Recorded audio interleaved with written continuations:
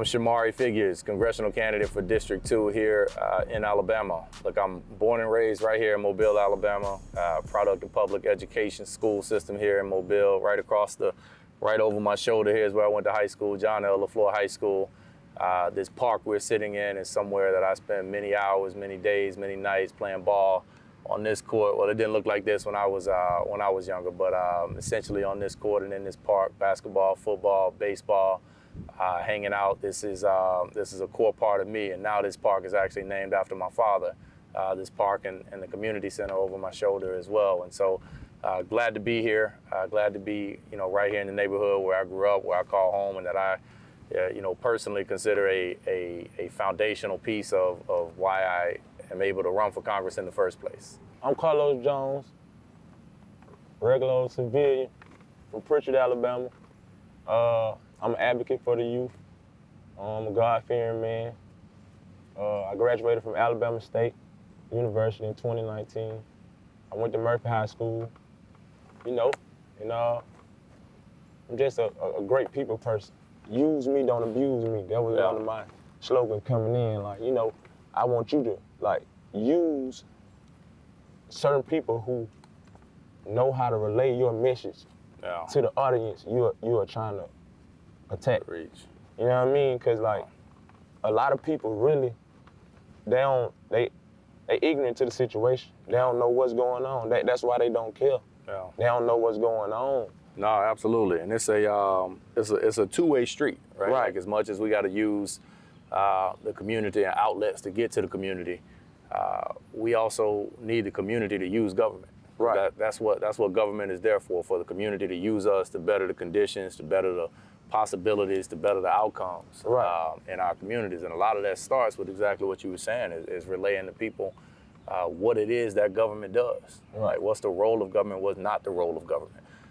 So when people, say that, it doesn't matter, I personally, I feel that has a lot to do with exactly what you were saying. It's a lack of knowledge, it's a lack of understanding, it's a lack of familiarity with what's happening behind the doors and at the different levels of government. And that's not just, look, I'm running for Congress, right? That's the position that represents this area, this district. It's a pretty big district. We can talk about how big it is in a second, but this is the person that goes up to Washington, D.C. to try to pull back to this area, the federal dollars to invest here, like in Toulminville, in Mobile, in Montgomery, in Tuskegee, in Clark County, Russell County, Barber County, all across this district. And it's getting people to understand that what those federal dollars can actually go to actually improve conditions around here. And so that's why, look, I wanted to run, for this position, because at the end of the day, man, I came out of Toulminville.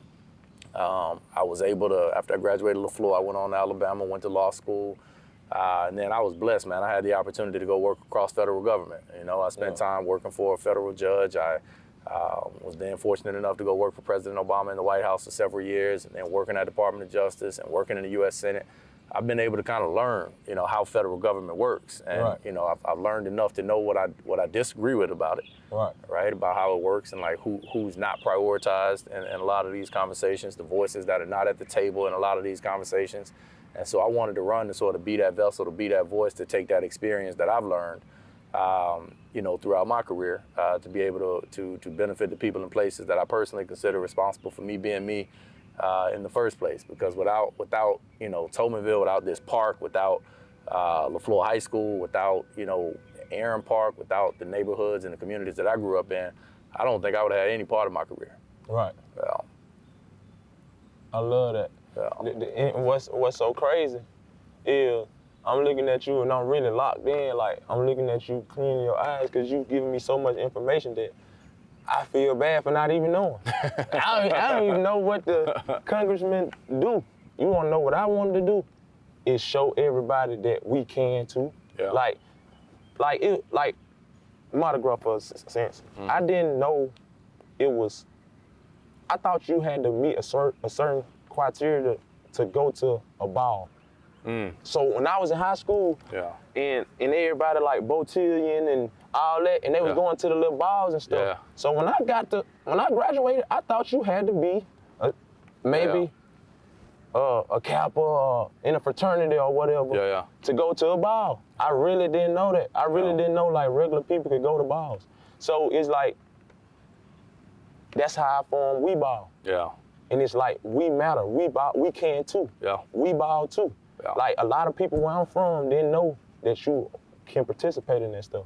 Yeah. So I look at that and then I look at the voting situation and all that, like, we just don't know. Yeah. Like, I didn't know when you vote in November for the presidential thing, you voting for your city and state and all that too. I ain't know that. Yeah. I didn't know that. Yeah, look, the knowledge is power, man. Like, it really is, and we learn that. We hear that growing up, but like, as you get older, and you get the opportunity to actually embrace and get an understanding of what that really means. When you learn, it can really change your life, man. Especially when you know what's going on around you. Like the decision makers are, like literally of every part of your life, or something that touches almost every part of your life. The decision makers are and a lot of times, they're in government positions, right? Like, and people want to know why their local park has not been renovated, why they don't have a new basketball court like we have behind us, or why it's not an aquatic center in my community, but they got one in another community, or why my school hasn't been rebuilt, right? Those are questions that government leaders have to be held accountable to answer to, but a lot of people don't know that. A lot of people don't know the role that that the congressman is supposed to do what's different from the mayor or the city councilman or the school board member or the county commissioner.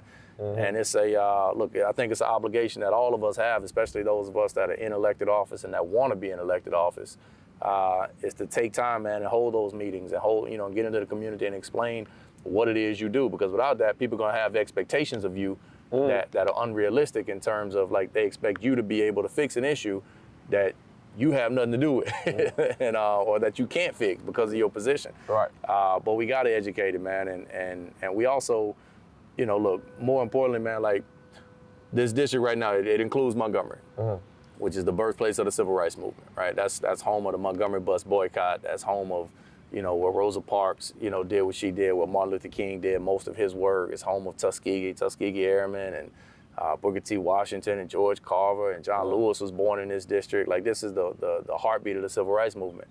And, like, a lot of people think that, getting the right to vote was what they were after in the civil rights movement, but it was about more than that. It wasn't about the physical action of you being able to walk in and just vote, right? It was about the impact and the influence that you ultimately can have on your community and on your state and the direction of government as a whole, right? That's the whole reason people wanted so hard to vote. And when people wanted the right so badly to vote, which we should have. So when people tell me that my vote doesn't matter, like, my response to you is literally, if your vote didn't matter, why do you think people fought so hard for you not to have it?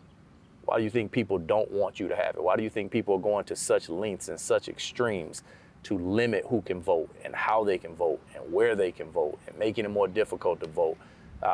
And causing all of this chaos about trying to make elections seem like they're rigged and this and that. If your vote really didn't matter, would they care that much to go to those extremes? It's because they know the power of your vote.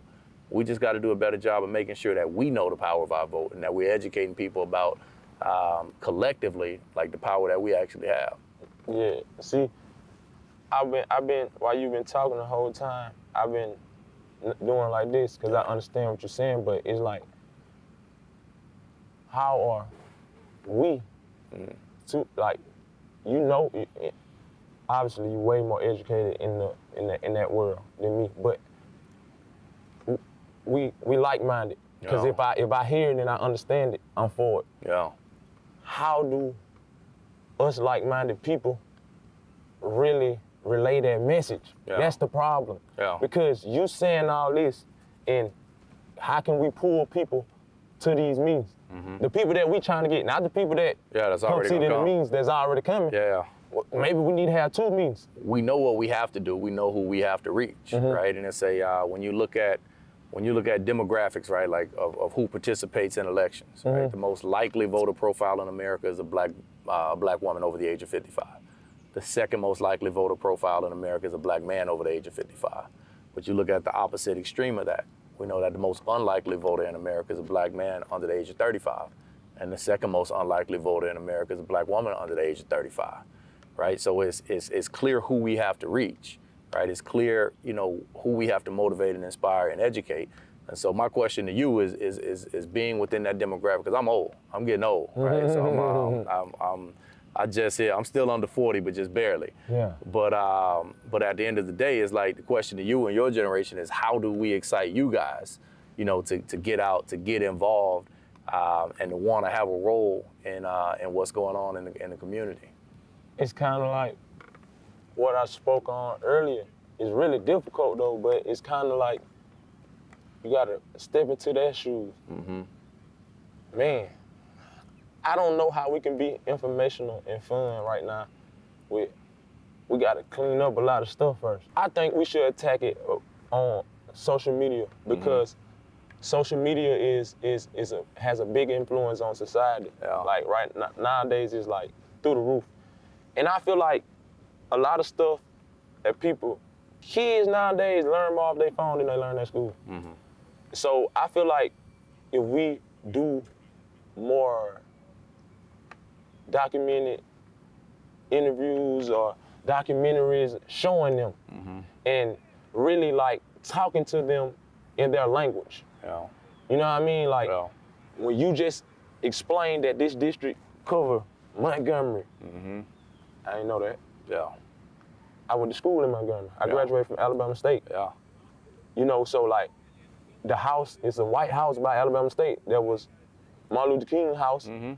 It's still there. So I understand what you're saying. All this, I know about the march from Selma to Montgomery. Yeah. I understand all that. Then, but when you hit them names and you like, man, it's the heartbeat of the civil rights movement. I never looked at it like, oh, that's Alabama. George Washington Carver, Rosa Parks, Booker T. Washington. Booker T. Washington, Martin Luther King. Martin Luther King, and all the other, the Birmingham, the school girls, the church. Yeah, for the girls. Like that's kind of, it's crazy, but it's true. Yeah. But I think when we make them become familiar with the situations, it'll bring more people into it, and it'll create talks. Yeah. In the park. Yeah. On the porch. Yeah. In the backyard, in the shed, playing the game. Because I'm watching this interview, or I'm sitting in my living room, I'm on YouTube, or I'm on Facebook, and I'm watching this interview because a megastar on it. But that's Carlos Jones sitting right there. Yeah. But man, my boy talking to that boy talking to the government.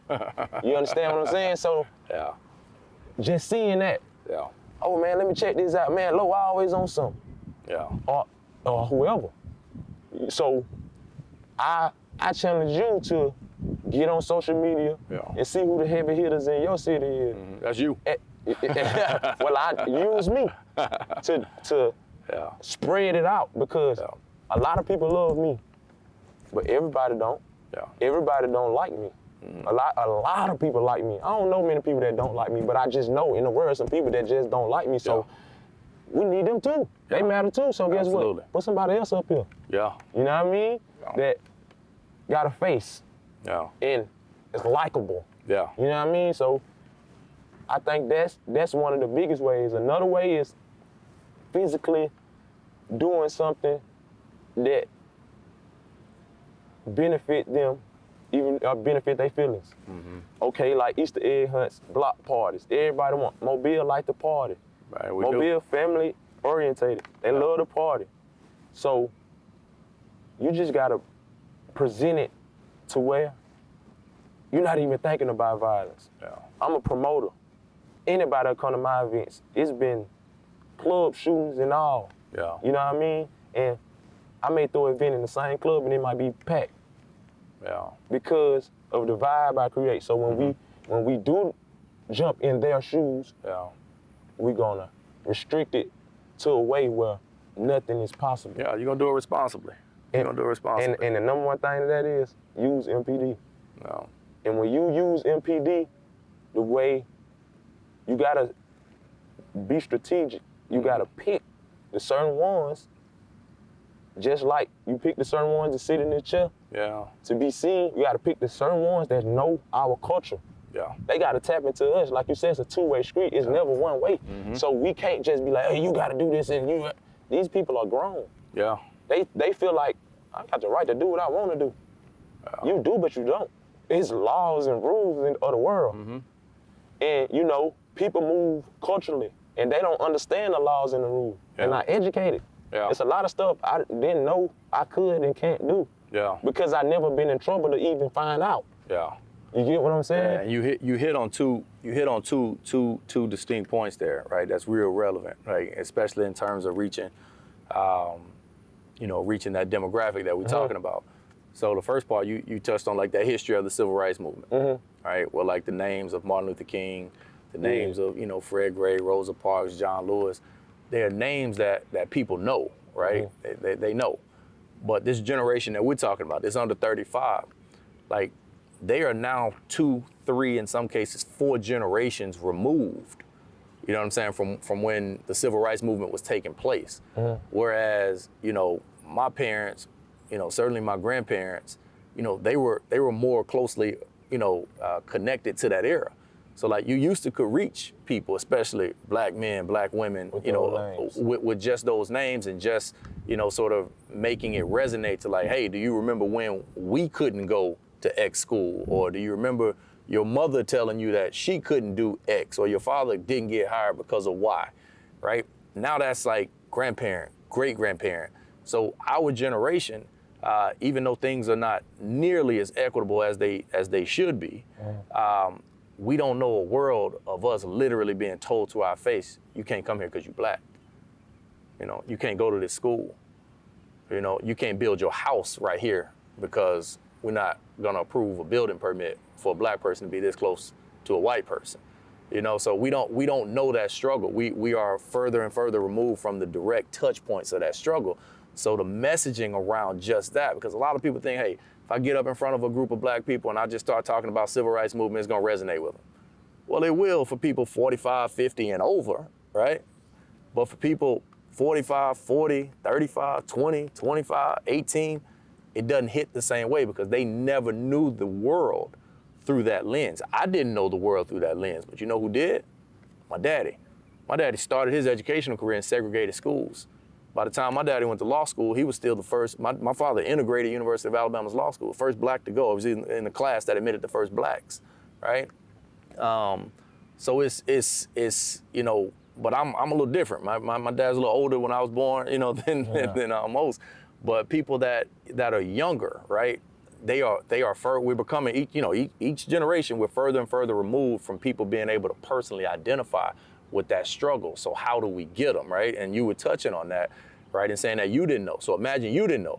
Part of the reason though, is because you went to Alabama State, right? Which was right there in the heart of it, right? So for people like us who didn't go to Alabama State and who are 3 or 4 or 5 generations now removed from that movement, it's tougher to touch them. Much tougher to touch them. I'm gonna be honest with you. Alabama State reiterated or re-went over it. Ever since you said granny, I've been just thinking. Like, I graduated Alabama State for my grandma.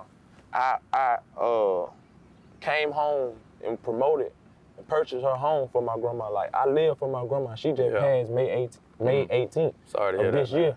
Oh. And guess what? I thought this was supposed to be the hardest part of my life, but she with me.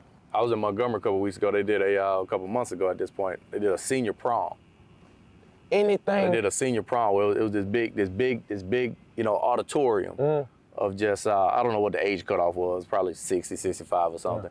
But it was just all these people. It was a church there that put it on, I believe, Pilgrim Rest. There in Montgomery, they did this big senior prom, man. Beautiful thing, man. You had the same dynamic. You had, because most of them are seniors, so they can't get there by themselves. So you have, 500, 600, 700 people there with their kids that's bringing them to this prom, and they're playing old school music, and they do Ralph will have a band and all that stuff. This is my purpose, though. It's just not about granting them. It's actually not about granting them at all, for real. We using granting them. You said that people 35 and under don't understand or really, we don't know. We don't know for real, like, and you learn from your daddy. So your daddy maybe like my grandma, granddad age. Probably. So you gotta understand, people my age, that's why I explained what I did. I graduated college. I don't have a job in my field. I did that for my grandma. Yeah. I still go. I love church, but I started off not playing and keep going to church because that was my grandma wanted. You know what I mean? Like, basically what I'm trying to say is, that age group you're looking for, love granny. Yeah. Love granny. Yeah. Ain't gonna play by granny. So guess what? Let's throw an event. Yeah. Well, it's brain granny, but we being informational. Yeah. And while granny's sitting right there, she, you better listen to him. He telling you what, he ain't lying. Yeah. And we go over there and talk to granny. I can't control the conversation with granny. I got to hear what she got to talk about. Gotta listen. And most of the time, she talking about stuff like that. Yeah. So it might enlighten. Bro, you gotta People to see hear. stuff, you gotta hear stuff, you gotta write stuff down, you gotta encode it so many ways in your brain to understand. Yeah, it's the These messenger. folks disadvantaged in our communities. Yeah. We don't know. Yeah. I don't even watch TV. I don't watch the news at all. Yeah. I'm not gaining information every day right now. Yeah. As I should You be. get it. You just get it In through a social different- media. Yeah, in a different light. And it's skewed that way. Yeah. It's pushed into the narrative they wanted to be right here. Yeah. Yeah. Even though the news do it too, but the news is a little more direct. And Yeah. they so quick that they don't have time to play with it and you know what I mean? Yeah. But no, it's the messenger. You're right, man. It's the messenger. It's finding out who people listen to. Right. Right. Who people listen to, and in our culture, grandma has always sort of held that sort of role, that sort of level of esteem and prestige in a family as being the matriarch, right, of sorts that people listen to, and so that's a phenomenal idea, Right. Because you got to figure out how people consume information, and you also got to get out, like you talked about the composition of the community. You got to, it's a lot that's produced out of our communities, and a lot of times the news only focuses on the negative. I mean, I grew up, I didn't play in this park. I mean, we had games over here, but I was in Aaron Park.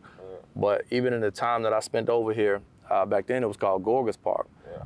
In this very park. I ain't that young. Yeah, okay, you remember.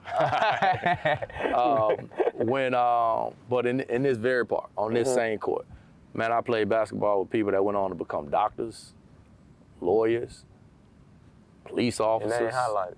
Yeah, you don't highlight any of them. People that work in the tech field.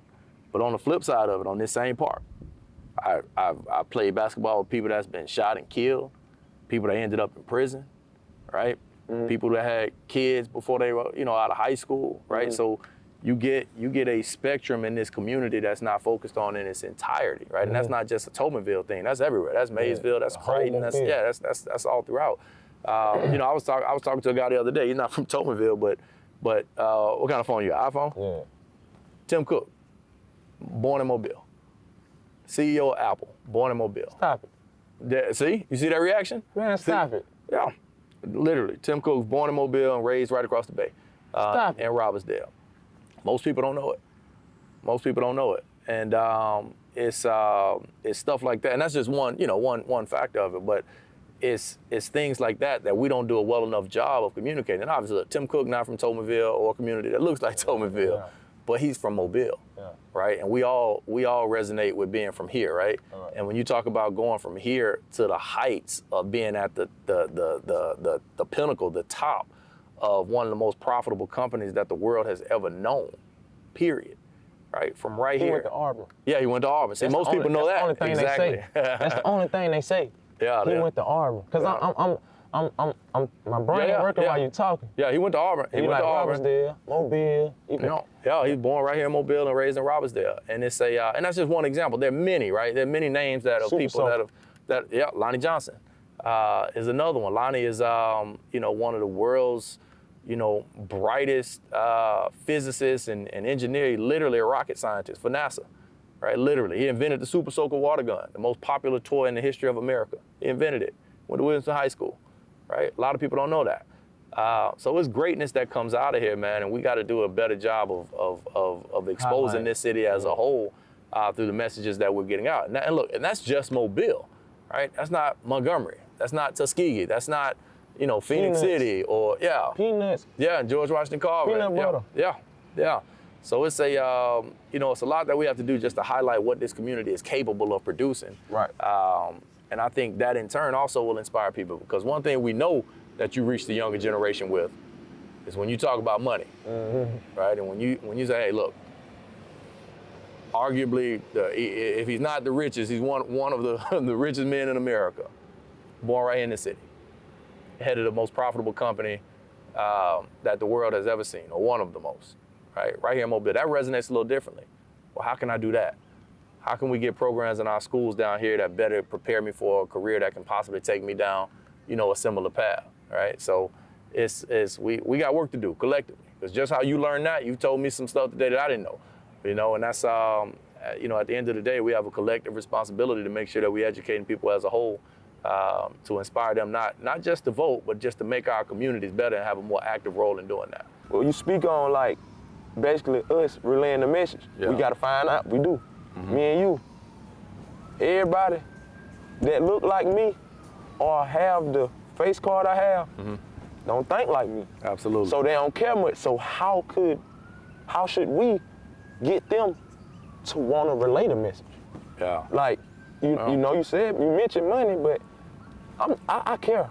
Yeah. So I ain't even never asked about, like, let's do it. Yeah, like, let's be informational. Yeah. But everybody don't think like that, bro.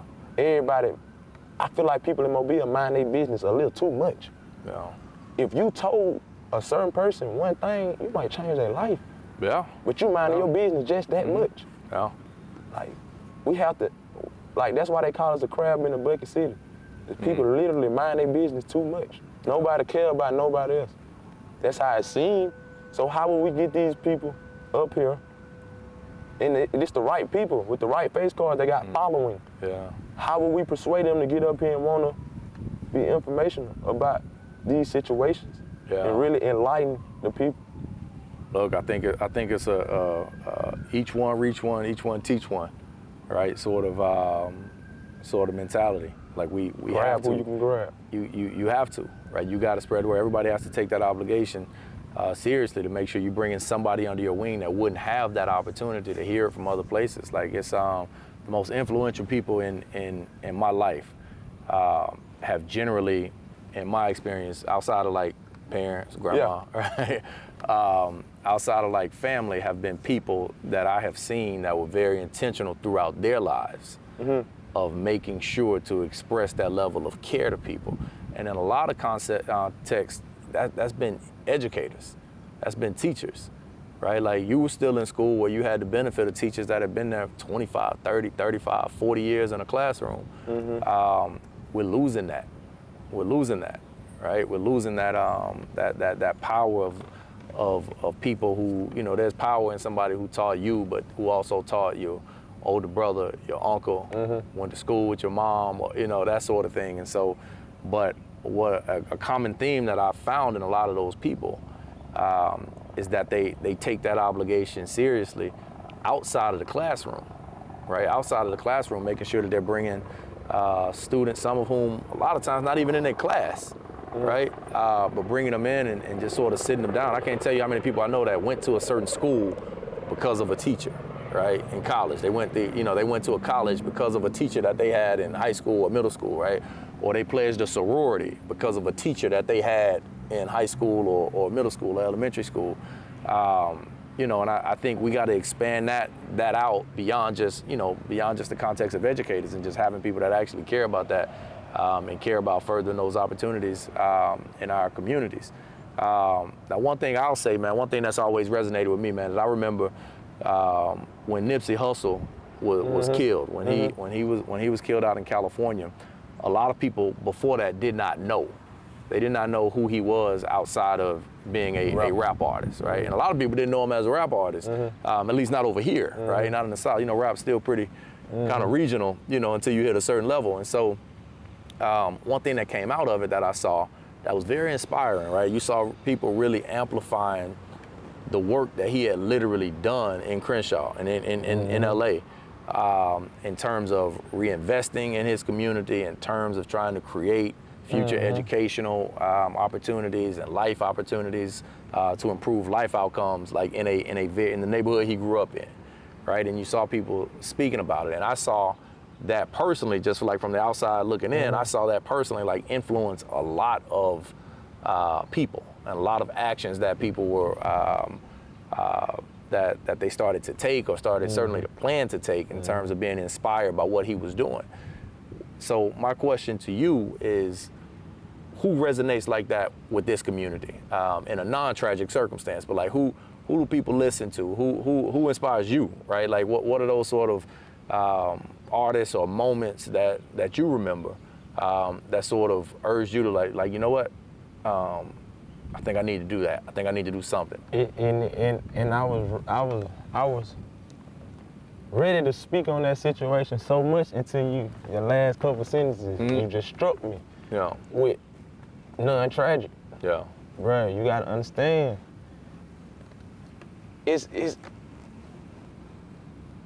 That's what put light on the situation for me. Yeah.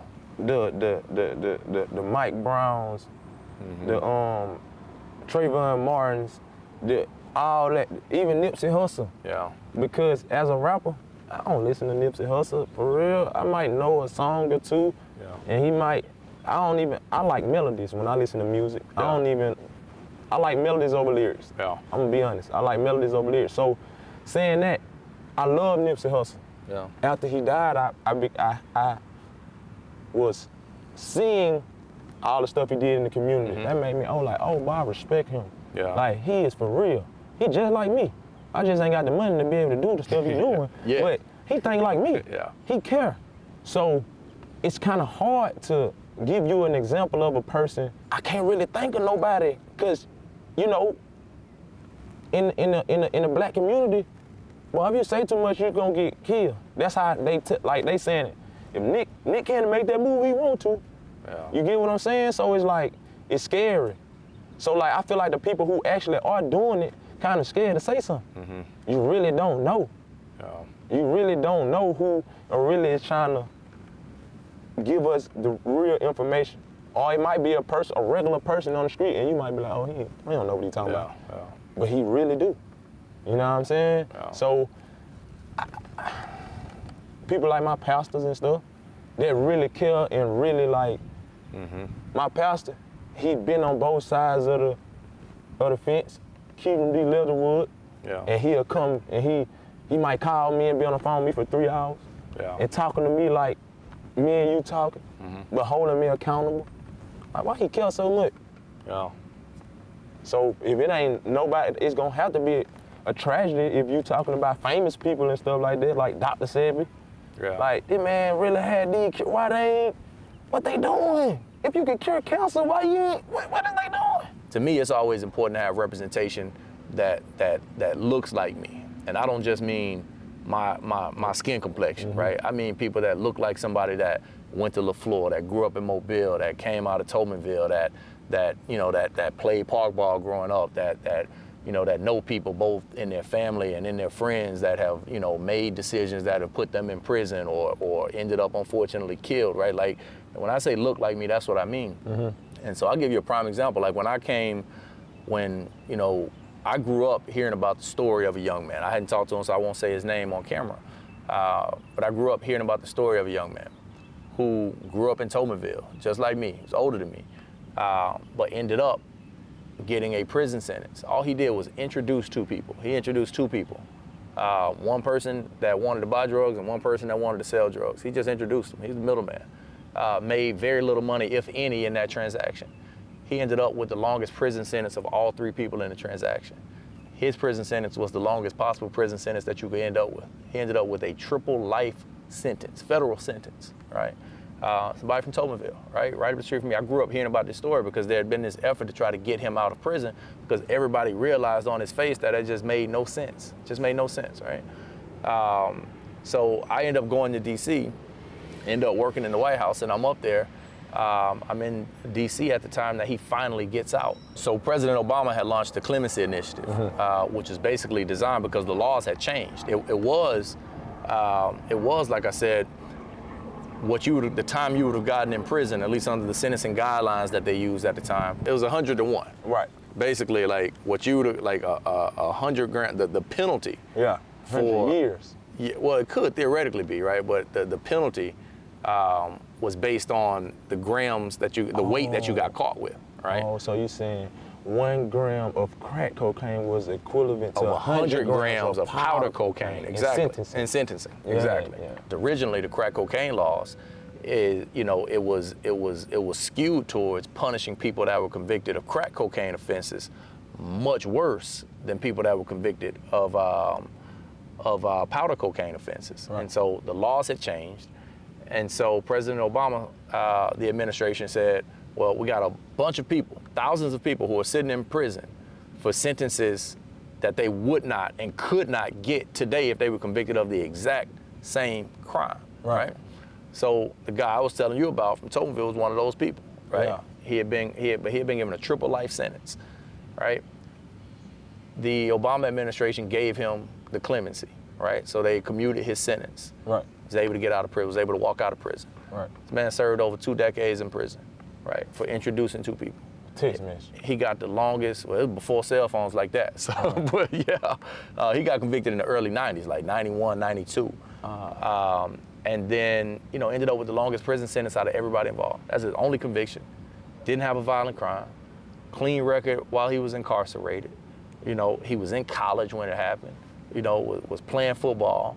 Like, come from a good family here. Like, wasn't in no gang or organized crime. None of that stuff, right? And ended up with a triple life sentence. So what does that have to do with voting, right?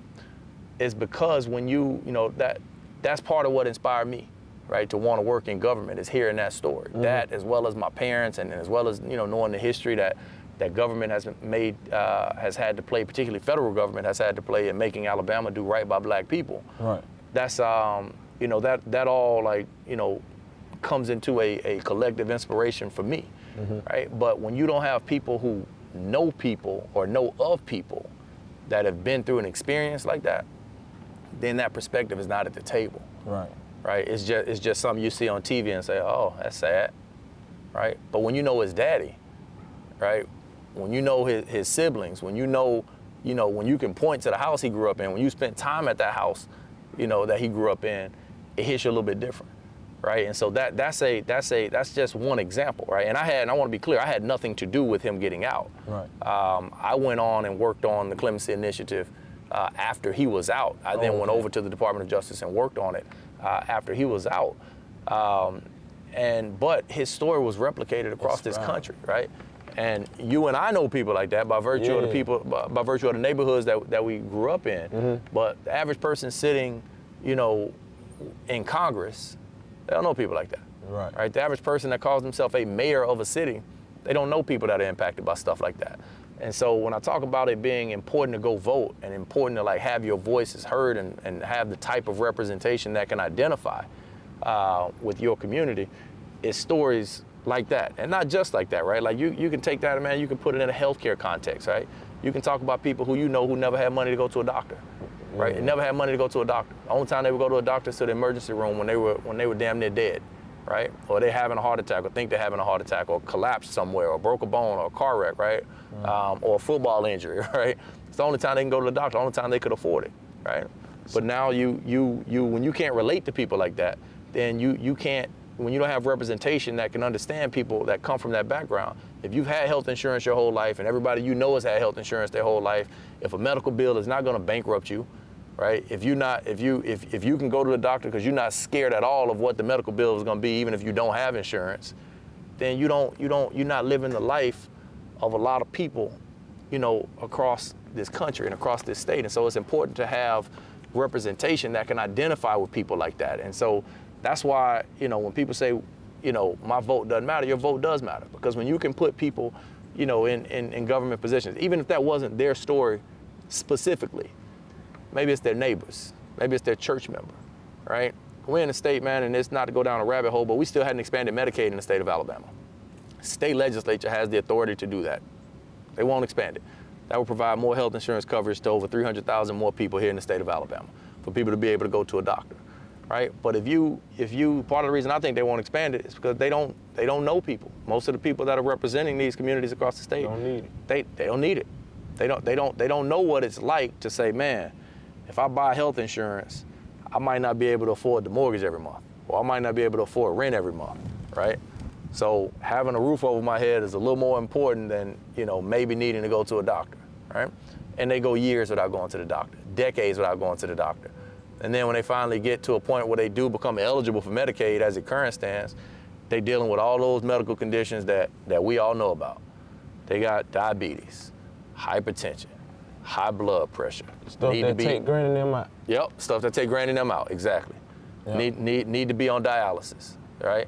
This is all stuff that could be treated or avoided if they had just been able to go to a doctor years in advance, right? And so when you don't know people, when you didn't grow up with people, when you didn't grow up around people like that, the chances of you understanding and being able to resonate with that is very, very low. It's not that you can't, right? It's not that you can't, but the chances of it are very, very low. And so we as voters, we have the opportunity. You take the issue, right? Like that's just healthcare. That's just, one criminal justice issue, right? But it could be anything, right? It could be anything. And so that's the importance of making your voice heard and trying to get representation there to have a voice at the table. Man, the whole time, it like you in a room, a dark room in the house, just doing all the light bulbs like this everywhere in my head. Yeah. One of us. That's a movement we need to start. Mm-hmm. One of us. We need one of us at the table to have a voice. Mm-hmm. We need one of us. And people they buy into slogans and stuff. Yeah. One of us. Like, you one of us. Yeah. Like, we gotta explain that. Bro, when you go look at these papers, you have to study. It's like a test when you go vote. It's a quiz. I ain't gonna say as hard as a test, it's a quiz. Yeah. But before you answer it's really your preference. But if you just go on a survey, if you not reading the questions, you just marking answers, you ain't gonna get penalized for it. Yeah. But you gotta know if you wanna really be effective, you gotta know what you marking. Yeah. I ain't just marking everybody because they're Democrat or Republican. Yeah. I gotta really know what their purpose is, especially when you get down to these districts. Yeah. You gotta know what you doing. So guess what? I know one thing. When you talk about all these tragedies, all this disadvantages in healthcare and all that, we need somebody like us. Yeah. So if I'm going there to vote, I'm voting for one of us. Yeah, so absolutely. That's what we need to push. One of us. You one of us. You sit here talking to me, man, you ain't no way you worked in the White House. Ain't no, like, this, I'm saying that speaking from the community perspective, where we're from. Not saying that from me to you. I wouldn't say that, but I'm with you. I used to have a friend of mine, right, named Harold Edwards, who's unfortunately no longer with us. Right. But Harold would literally call me some days, and I answer the phone. He'll just call me, just randomly. He'll just call me on some random day. He'll call me, and I pick up the phone and say hello. And he'd say, "You at work?" I say, "Yeah, I'm at work." "All right, man, I just wanted to be able to tell people here I'm talking to somebody at the White House." Real talk. That's amazing. So basically, I know, man, we got to wrap up this conversation, but the thing is, bro, we got to get the people out to vote and let them know they matter and get them out to vote and educate them on what's going on and who on the ballot and what their purposes is, and let them vote from their perspective, but give them all the information. We gotta get the people out on November 5th to vote. We gotta do it, man. We gotta do it. It's not so much who as it is what is on the ballot, right? And so we gotta make sure that people, that we're doing everything that we can to educate people about, how this election can and will impact their future, not just at the presidential level, right? All the way down the ballot, right? At the congressional level, at the judges we vote for, and not just in this election, in future elections, right? You can't complain about the actions that a judge is taking here in Alabama if you didn't go vote, right? Because we get to vote for judges here.